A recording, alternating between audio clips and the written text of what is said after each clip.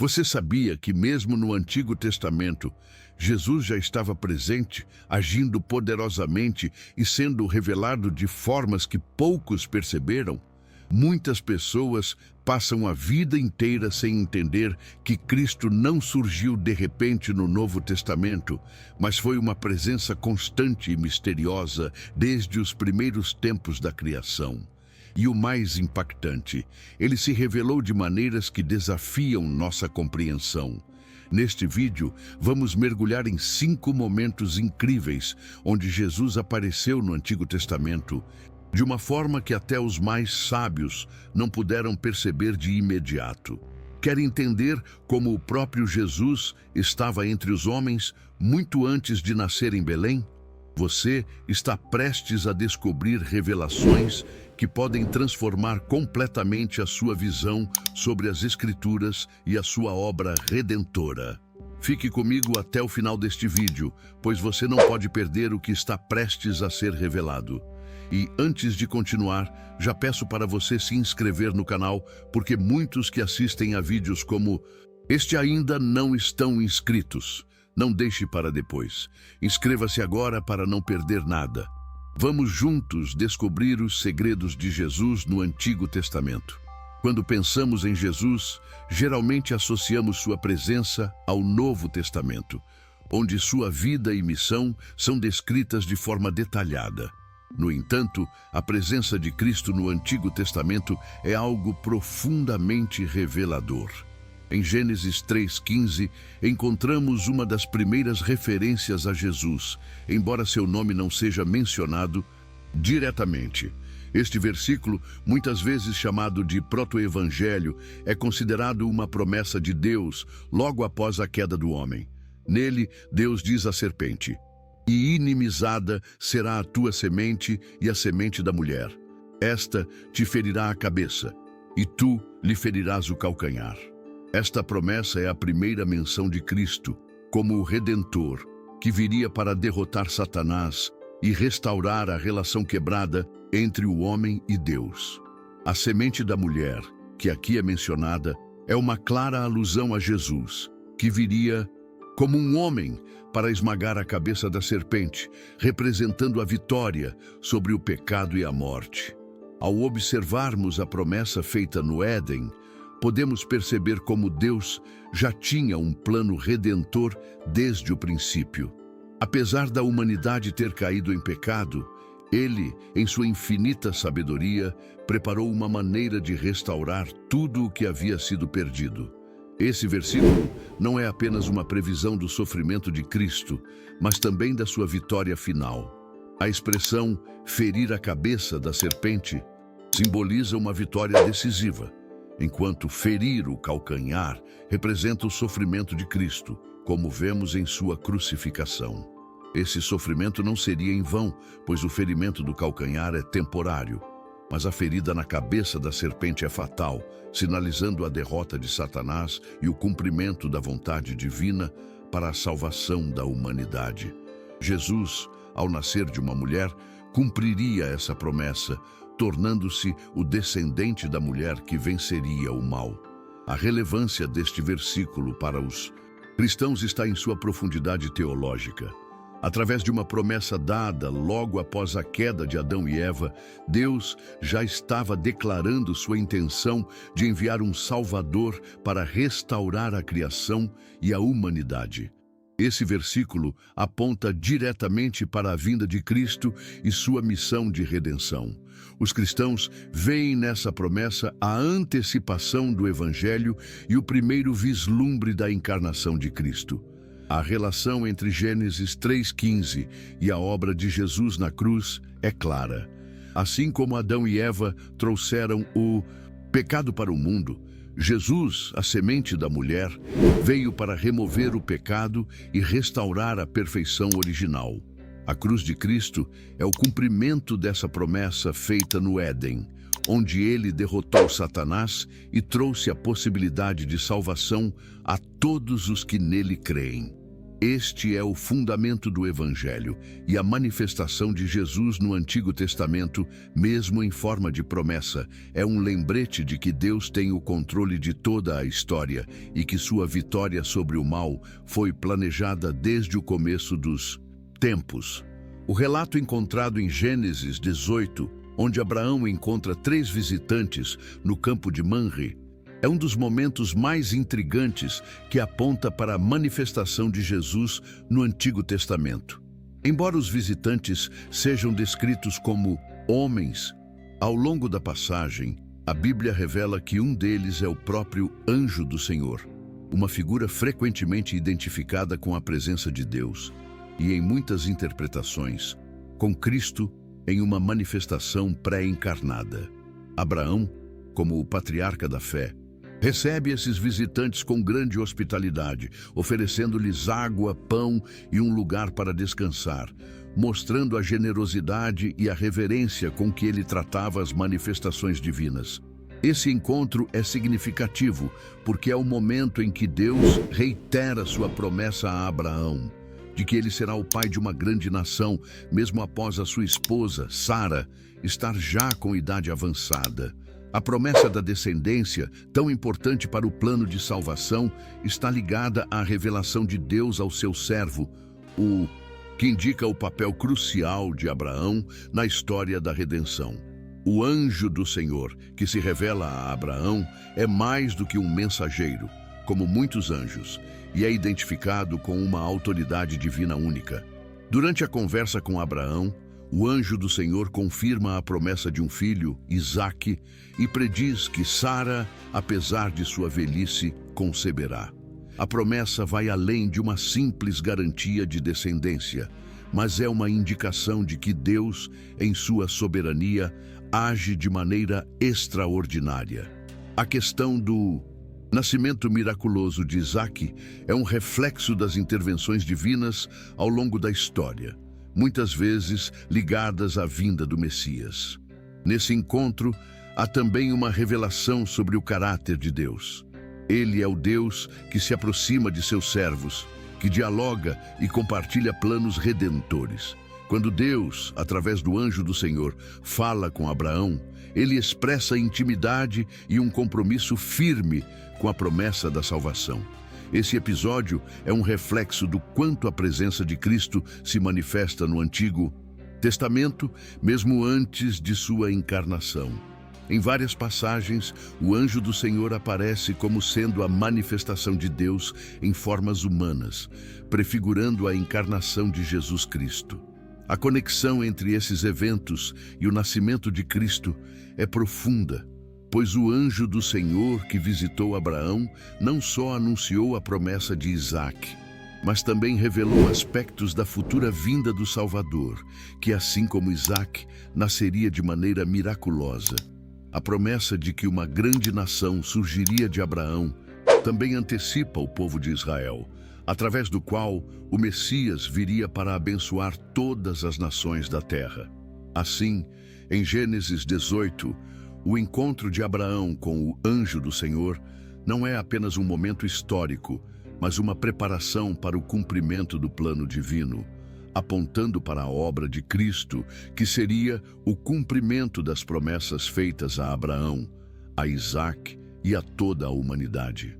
Em Gênesis 32, encontramos um dos episódios mais enigmáticos e espiritualmente ricos do Antigo Testamento, quando Jacó luta com um ser divino durante a noite, enquanto se prepara para reencontrar seu irmão Esaú. Este ser, identificado como um homem, é tradicionalmente reconhecido como o anjo do Senhor, ou uma manifestação pré-encarnada de Cristo.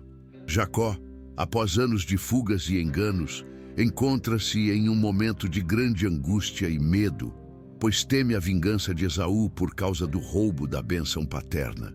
Durante a noite, ele luta com esse ser misterioso até o amanhecer, um confronto que não só foi físico, mas também espiritual. O episódio é significativo porque simboliza a luta interior de Jacó para se reconciliar com seu passado e com Deus, buscando a bênção e o perdão.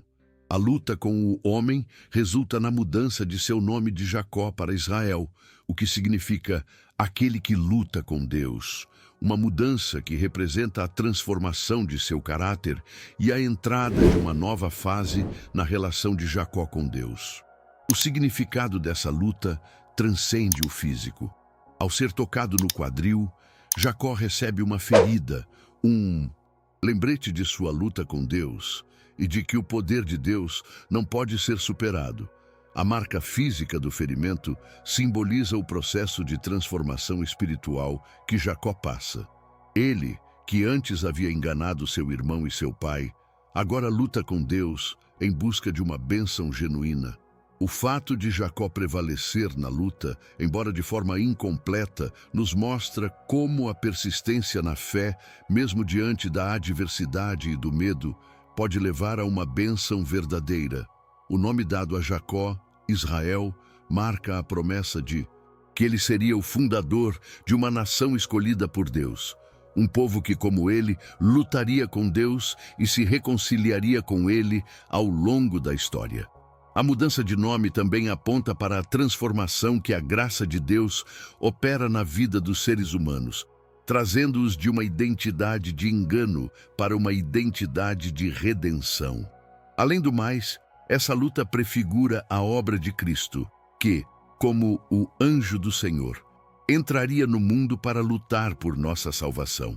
Assim como Jacó não podia vencer o anjo sem ser tocado e transformado, a humanidade não poderia alcançar a salvação sem a intervenção divina de Cristo, que ao tomar sobre si o pecado e a dor, trouxe a redenção. Jacó, em sua luta, pode ser visto como uma representação da luta do ser humano com Deus ao longo da história. O próprio nome Israel, que foi dado a Jacó, mais tarde seria usado para descrever o povo escolhido por Deus, e Cristo viria como o Israel de Deus, o único que cumpriria perfeitamente todas as promessas feitas àquele povo. Assim, a luta de Jacó com o anjo não é apenas uma história de vitória pessoal, mas um símbolo profundo da luta humana com Deus e da graça transformadora que ele oferece. Isaías 53 é um dos capítulos mais poderosos e profundamente messiânicos do Antigo Testamento, antecipando a vinda do Salvador e detalhando sua missão redentora com uma precisão impressionante. Este capítulo descreve um servo sofredor, que sem aparência atraente ou majestosa, seria desprezado e rejeitado pelos homens, mas que por meio de seu sofrimento traria cura e redenção ao povo de Deus. Para os cristãos, não há dúvida de que essa figura é a prefiguração de Jesus Cristo. A dor e o sofrimento do servo em Isaías 53 não são apenas reflexões de uma experiência humana, mas apontam diretamente para a crucificação de Jesus, onde ele tomou sobre si os pecados da humanidade e suportou o castigo que nos era devido. Ele foi ferido por nossas transgressões, moído por nossas iniquidades. O castigo que nos traz a paz estava sobre ele, e pelas suas pisaduras fomos sarados. Isaías 53:5. Este versículo deixa claro como o sofrimento do servo não é apenas um sofrimento físico, mas uma transação espiritual, onde a culpa do mundo é transferida para ele, e sua morte se torna o meio pelo qual a humanidade é reconciliada com Deus. Este capítulo é fascinante, porque antecipa detalhes da vida e da morte de Jesus com mais de 700 anos de antecedência. A forma como Isaías descreve o sofrimento do servo e sua rejeição pelos homens, apesar de ser o meio pelo qual a salvação seria trazida, reflete a realidade de Cristo durante sua vida na terra. Ele foi rejeitado, incompreendido e desprezado, como vemos nos evangelhos, mas sua missão foi sempre voltada para a reconciliação e cura espiritual. A relação entre Isaías 53 e os evangelhos é clara. O servo sofredor de Isaías é o mesmo que aparece nos relatos de Mateus, Marcos, Lucas e João, que descrevem a paixão, a crucificação e a morte de Jesus.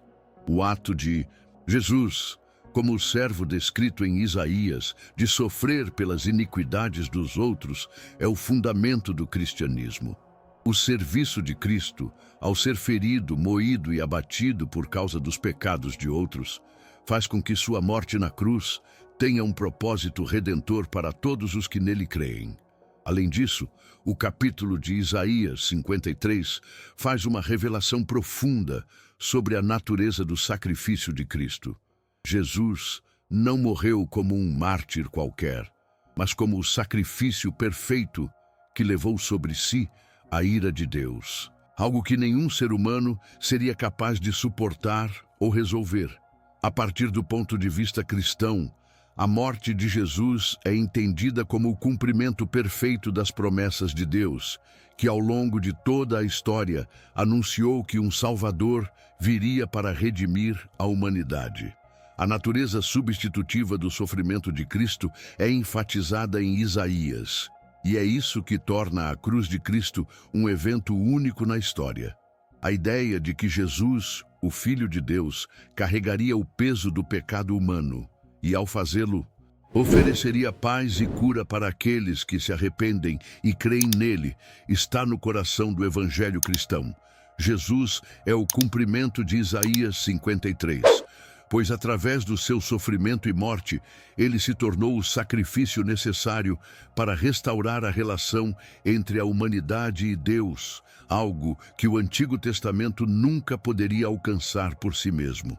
O episódio de Daniel 3, onde Sadraque, Mesaque e Abednego são lançados na fornalha ardente, é um dos momentos mais dramáticos e impressionantes do Antigo Testamento, revelando uma manifestação poderosa de Deus no meio da adversidade.